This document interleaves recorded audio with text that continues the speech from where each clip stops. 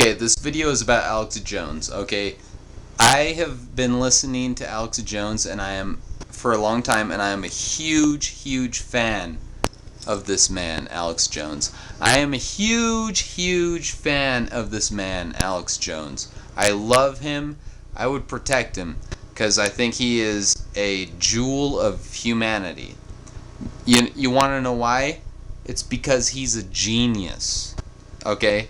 He is the best con artist I have ever seen in my entire life. And I was raised in the Mormon religion, which was, of course, founded by a con artist. But Alex Jones is so good. He is so good at this. Okay, when I said I have Alex Jones's number, I don't have his actual phone number. What I'm saying is I've got his number. I've got that man figured out. He isn't a con artist. I mean, he is a con artist. What I meant to say is he isn't crazy. He is not crazy. Now, lots of people think that Alex Jones is a psycho, cuckoo, nut job. No. This man is very sane.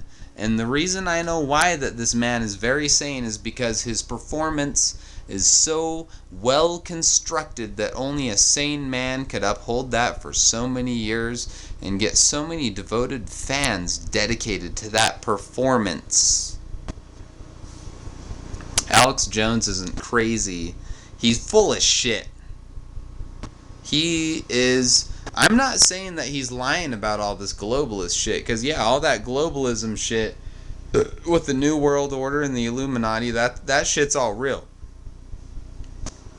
What I'm saying is that Alex Jones is in it for the money. He's in it for the cash. He's a con artist, and so he is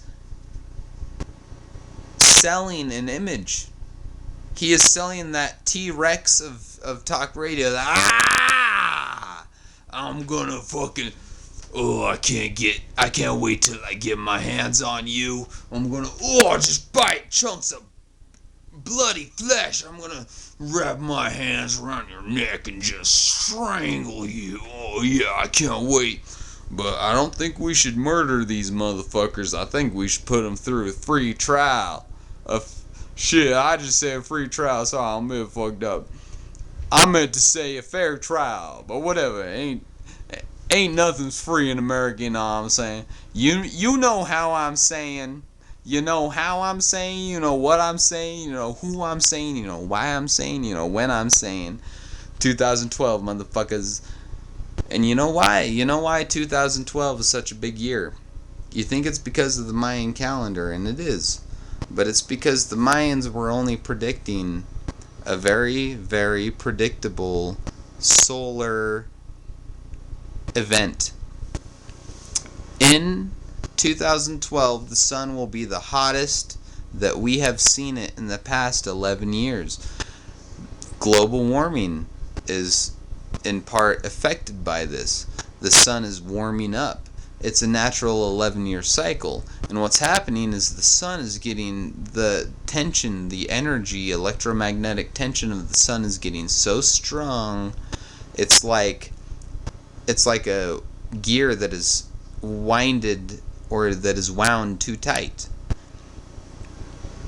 And what happens is the pressure builds up and it shifts the poles. So the North Pole and the South Pole, look it up. It's in fucking science, man. The North Pole and the South Pole of the sun switch, and it creates a lot of electromagnetic radiation. And what Michio Kaku has said, and this is the Jesus of our time, is Michio Kaku. And if Go Green 18 wants to find a savior, she'll look for Michio Kaku because he's more of a Jesus than Yeshua ever was.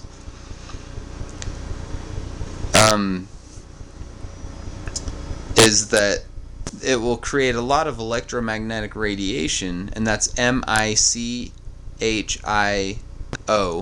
space KAKU, Michio Kaku. Anyways, and so the sun, it emits this electromagnetic storm, and he says that it might knock out our satellites. So we might lose communication satellites, and what he didn't mention, which I think is the biggest problem, is what if it knocks out like CIA satellites?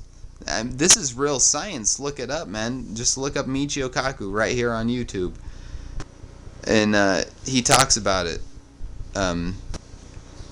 You know, this could knock out defense satellites. Like, so there could maybe be major terrorist events if the CIA and the FBI and the NSA satellites are knocked out by this electromagnetic pulse. And people think, oh, well, if there's this electromagnetic pulse every 11 years, why didn't we feel it? Or why didn't it affect us 11 years ago? Or 11 years before 2012? And it's because we didn't have very many satellites up. That's what 2001 was the last time that this great event occurred. We didn't have as many satellites as we do now. And 2012 is 2.5 years away. Just think of how many satellites we'll have up then. I'm talking about commercial satellites, phone, just basic. I'm talking about GPS satellites. I'm talking about FBI, NSA, CIA satellites. I'm talking about Russian satellites. I'm talking about Japanese satellites. I'm talking about Sputnik.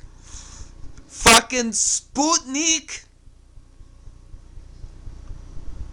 And these satellites might be rendered inoperable by this intense electromagnetic wave that will come out of the sun in 2012.